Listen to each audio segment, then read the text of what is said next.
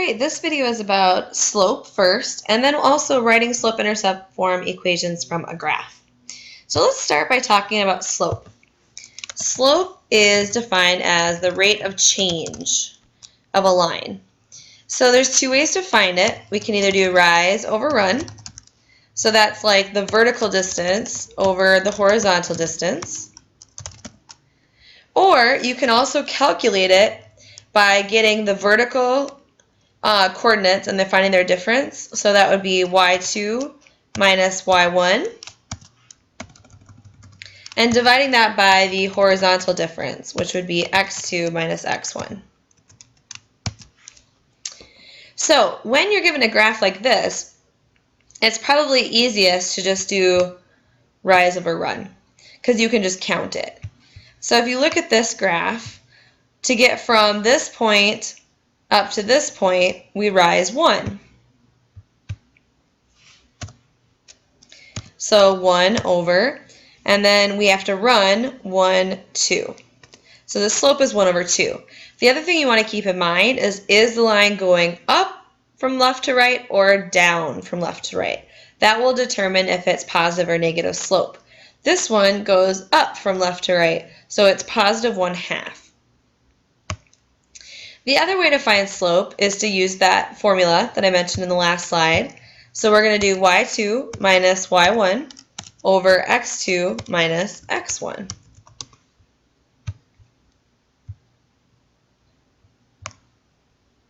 So it doesn't matter which one you decide is the first point and the second as long as you're consistent. So this would be, I'm going to call this x1 and y1. There we go. And I'm going to call this one x2 and y2. So now we're just plugging them into the formula. So y2 is 1 minus y1 is negative 15 over x2 is negative 5 minus x1 is 17. Now we simplify. Two negatives make a plus sign, so that's really just saying 1 plus 15, which is 16. And negative 5 minus 17 is negative 22. If you can reduce, do. So we can divide both of these by 2, and we get negative 8 over 11 as your slope. All right, press pause and give this one a try for your notes for tomorrow. All right, last we're going to write equations for a line. So the slope is important first. We need to know the slope. So you're going to want to pick 2 points that are on the line that are also on vertex, like corners of the graph, like this.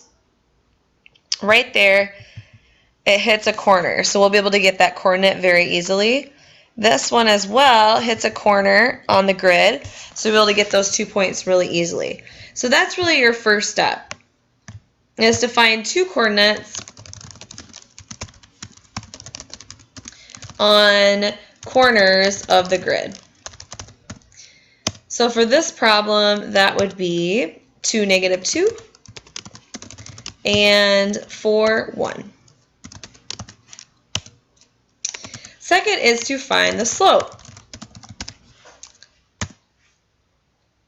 So in this problem,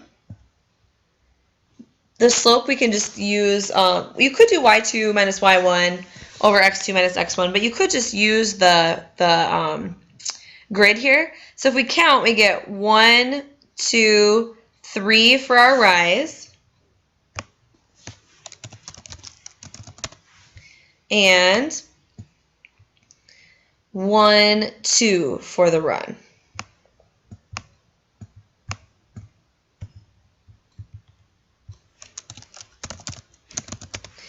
And again, because it's going up from left to right, this will be a positive slope. So our slope is just going to be m equals 3/2. Okay. Then the third step is to find the y-intercept. Sometimes this can be found just by looking at the graph. this one, for example, you can just see right here is your y-intercept at -5.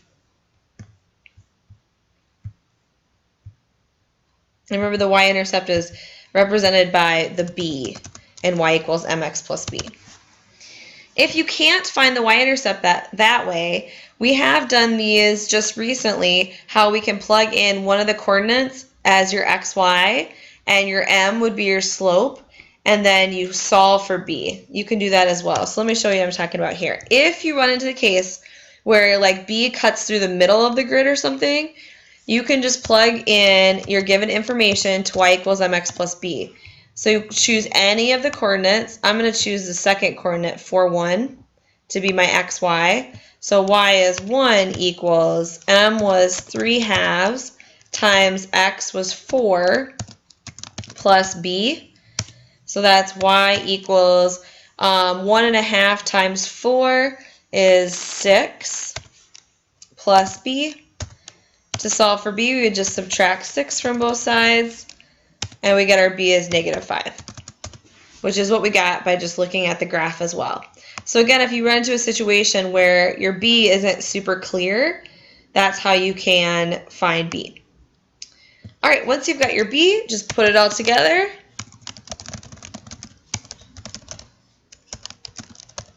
And y equals mx plus b.